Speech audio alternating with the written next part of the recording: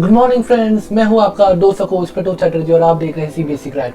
आज मैं बहुत दिनों के बाद फिर से लौट के आया हूं मेरे सारे दोस्तों के लिए जो यूट्यूब पे मेरे वीडियोस देखते हैं, क्योंकि इतने दिन से नया कॉलेज लेवल स्टार्ट हुआ है तो उसमें अकोमोडेट होने में टाइम लग रहा था, फिर थोड़ी बहुत स्टडीज एंड ऑल, तो उसमें थोड़ा टाइम चला गया। बट फाइनली मैं वापस लौट आया हूँ अपने न्यू वीडियो के साथ। So what are we waiting for, let's begin. सो हम लोग आज चैप्टर 3 स्टार्ट करने वाले हैं, ह्यूमन डेवलपमेंट। सो यहाँ पे बेसिकली कहानी दी गई है रेखा के बारे में। तो Rekha was born in a family of small farmers in the Uttarakhand. She basically helped her mother in the household course.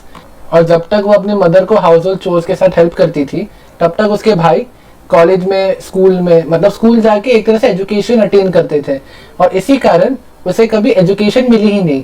ये जो कहानी है बेसिकली 60 years अगो, ओके, तो ये 60 years पुरानी है, 60 साल पुरानी कहानी है। She was basically dependent on her in-laws. After that she was widowed. So मतलब जैसे उसका पति मर गया तो वो अपने एक तरह से पूरे के पूरे अपने इन-लॉज पे डिपेंड करने लग गई। So immediately after her marriage, मतलब उनकी शादी होते ही उनका हस्बैंड मर गया था और वो फिर अपने इन-लॉज के ऊपर डिपेंड हो गई। She could not be economically independent and face neglect. उनके जो भाई लोग थे उन्होंने उन्हें दिल्ली में माइग्रेट होने में हेल्प किया। For the first time, she now traveled by bus and train and was now exposed to a large city like Delhi. After a while, the same city जो उसको attract करता था with her buildings, roads, avenues, facilities, amenities, kind of disillusioned her. With a greater familiarity of the city, she could now comprehend the paradoxes, the jhuggies and slum clusters, or the traffic jams, congestions, crimes, poverty, small children begging on the roads, and like ऐसे बहुत सारे reasons के कारण ना she would think like whether development and underdevelopment coexist. एक बहुत अच्छा question उसके दिमाग में आया था। Of all the paradoxes that have been discussed in the story, development is the most significant one. Development of a few regions, individuals brought about in a short span of time now leads to poverty and malnourishment for many. तो मतलब एक छोटे से time में एक particular community, group या city में ही ज्यादा से ज्यादा डेवलपमेंट करने के कारण जो रिसोर्सेस है ना वो डिमिनिश हो जाते हैं, जिस कारण जो बाकी कम्युनिटी है, बाकी पॉपुलेशन है, जो लार्ज सेक्शन आता है, वो एक तरह से पॉवर्टी और मैलनरिशमेंट के शिकार हो जाते हैं। इतना ही नहीं, नेचर में भी इकोलॉजिकल डिग्रेडेशन देखा जाता है। Apparently it is believed that development is freedom.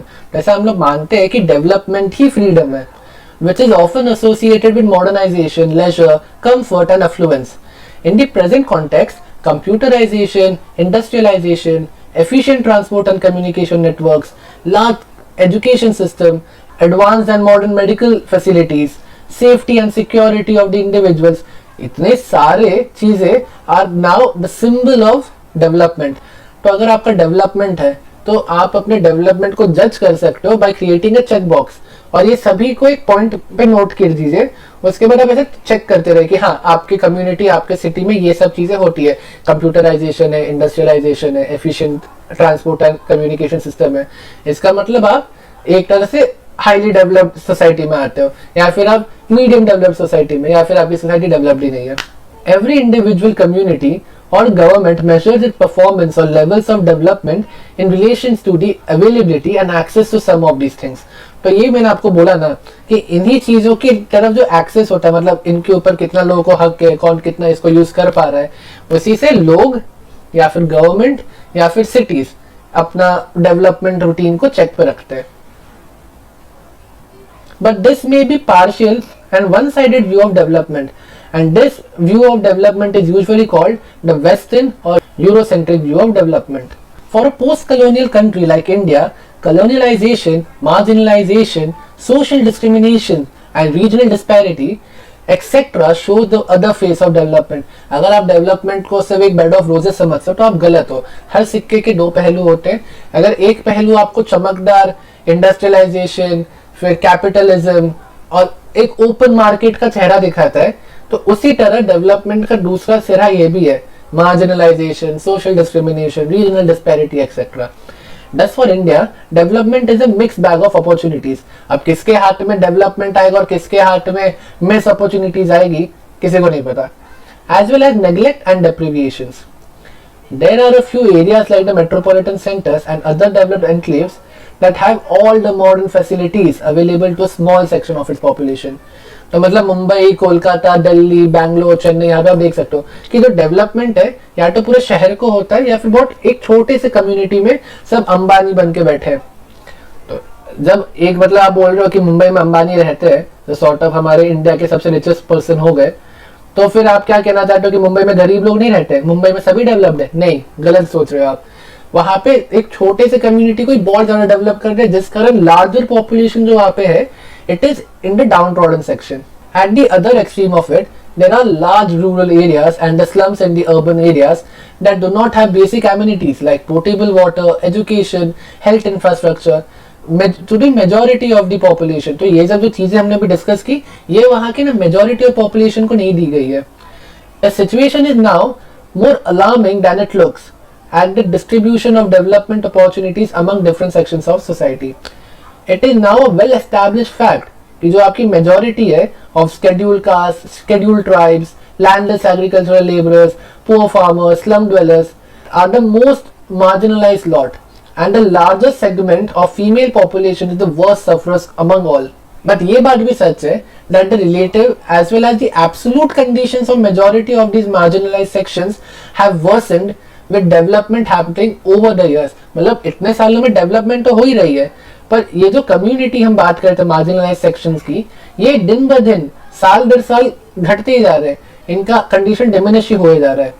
Consequently, vast majority of people are now compelled to live under abject poverty and subhuman conditions. There is yet another interrelated aspect of development that has direct bearings on the deteriorating human conditions.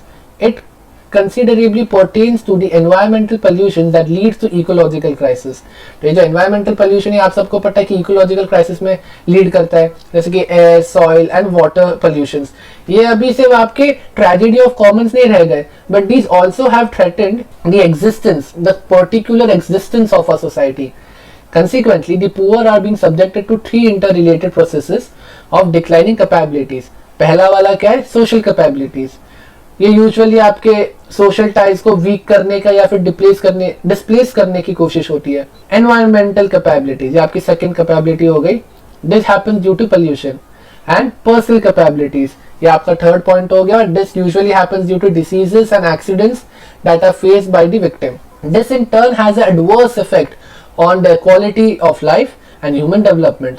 Based on the above experiences, it can also be said now that the present development has not been able to address the issues of social injustice या फिर आपके regional imbalances, also the environmental degradation. तो ये जो तीन major issues की हम बात कर रहे थे, ये प्रेजेंट डे डेवलपमेंट इनको कभी आंसर ही नहीं कर पाया कि इनके लिए क्या करना चाहिए, इसके लिए हम लोग कैसे इसको अवॉइड करें. On the contrary, it is being believed or widely considered that the prime cause of social distributive injustice, deteriorations in the quality of life and human development or ecological crisis and social unrest are these. तो यही factors आपके इतने सारे prime causes को lead करते हैं. Concerted efforts were made to look the development critically at various times in the past, but the most significant and most systematic efforts towards this publication of the first Human Development Report by United Nations Development Program. UNDP ने अपना पहला report first human development report publish किया था 1990 में. This was the most systematic step taken towards this goal. Since then, this organization has been bringing out World Human Development Report every single year. This report does not only define human development and makes amendments and changes in its indicators, but also ranks all the countries, जो आपके 188 countries हैं in the world, उन सबको rank करते on the basis of the calculated scores. तो यहाँ पे human development का छोटा सा simple definition दिया गया है, वो है human development is a process of enlarging the range of people's choices, increasing their opportunities for education, healthcare, income and empowerment, and also covering the full range of human choices from a sound physical environment to economic, social and political freedom. Thus, the enlarging of the range of people's choices is the most significant aspect of human development. तो अगर question आया कि what is the most significant aspect of human development, आप क्या लिखोगे? Enlarging the range of people's choices. People's choices may involve a host of other issues, but living a long and healthy life to be educated and have access to resources needed for a decent standard of living, including political freedom, guaranteed human rights, and personal self-respect, etc., are considered some of the non-negotiable aspects of human development. तो आप human development के aspects में ना कहीं पे भी negotiate कर सकते हो कि मतलब हाँ ये दिया वो नहीं, वो दिया ये नहीं, पर ये जो चीज़ हमने अभी डिस्कस की इनके साथ no negotiation. According to Human Development Report 1993, progressive democratization and increasing empowerment of people are now seen as the minimum conditions for development. Progressive democratisation क्या हो गया? एक तरह से मतलब डेमोक्रेसी जो धीरे धीरे करके ग्रो हो रही है, अपने सारे स्फीयर्स बढ़ा रही है, ब्रॉडन अप हो रही है, and increase in the empowerment of the people. Moreover, it also mentions that development must be woven around people, not the people around development, as was the case previously. मतलब यहाँ पे simply में क्या समझाया गया है, अगर ये आपकी पीपल है, आपकी पॉपुलेशन है, तो जो डेवलपमेंट हो वो इस तरह से आपके पूरे पॉपुलेशन को जागृत करती हो. मतलब एक तरह से पूरा पॉपुलेशन उस डेवलपमेंट के अंदर हो. ऐसा ना हो कि कोई पॉपुलेशन बाहर छूट गया और डेवलपमेंट यहाँ हो रही है.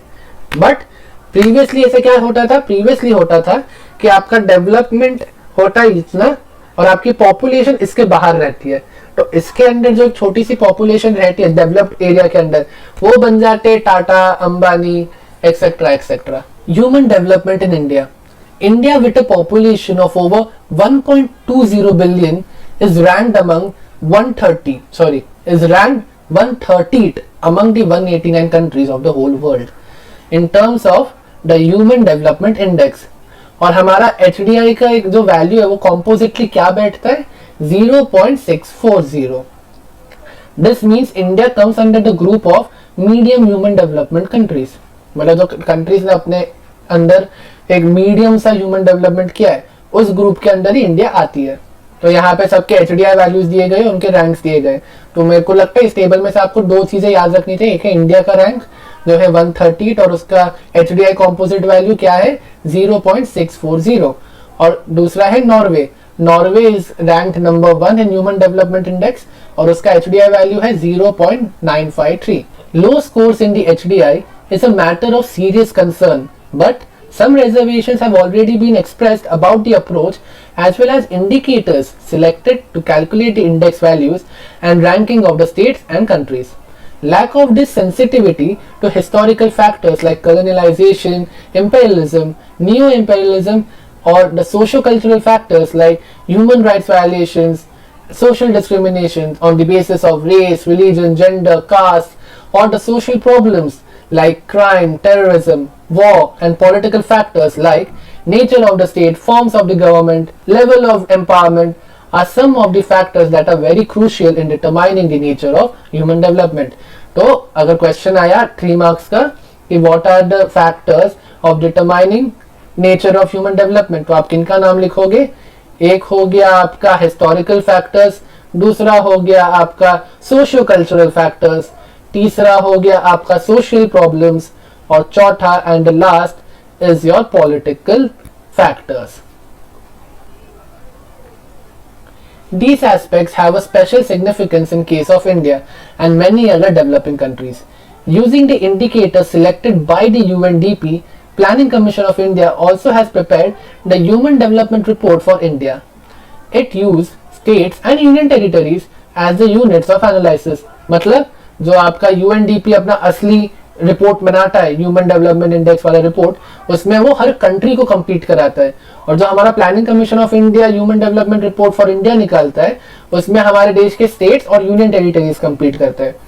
Subsequently, each state also started preparing the state level human development reports. तो इन state level human development reports में आप बहुत इजीली समझ सकते हो कि सिटीज, टाउन्स और जो डिस्ट्रिक्ट्स है ये कंप्लीट करते हैं. तो यहाँ वही using districts as the units of analysis.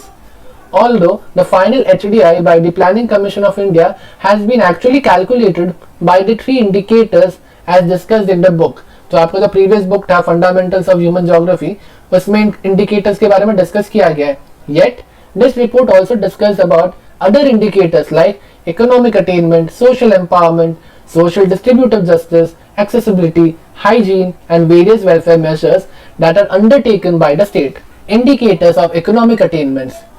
Rich resource base and access to these resources by all is particularly when we are talking about poor or the downtrodden and also the marginalized sections is the key to productivity. तो अगर आपका जो rich resource base है उसका access गरीब लोगों के पास या फिर जो मार्जिनलाइज सोसाइटी है उनके पास हो तो that is the key to a productive well being of the society and human development.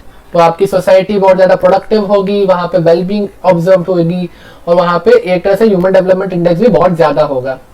GNP, gross national product, and its per capita availability are taken as measures to assess the resource base or the endowment of any country. तो जो आपका gross national product है और उस country का per capita availability of resources है उससे हमें हमारे रिसोर्स बेस के बारे में ज्यादा जानकारी मिलती है. Table 3.2 poverty in India according to 2011.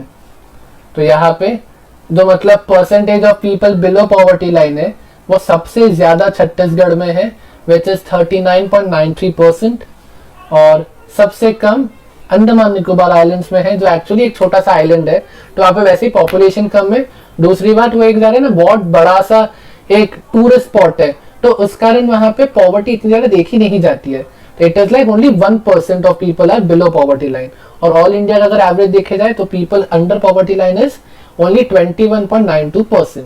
The percentage of persons below the poverty line in 2011 and 12 has been estimated as 25.7% in rural areas, 13.7% in urban areas, and 21.9% in the country as a whole. The data of poverty for the states show that there are states like Chhattisgarh, Jharkhand, Manipur, Arunachal Pradesh, Assam, Bihar, Madhya Pradesh, Manipur, Odisha, Dadra Nagar Haveli, which have basically recorded more than 30% of their population which is below poverty line. तो ये एक तरह से इतनी अच्छी बात नहीं है.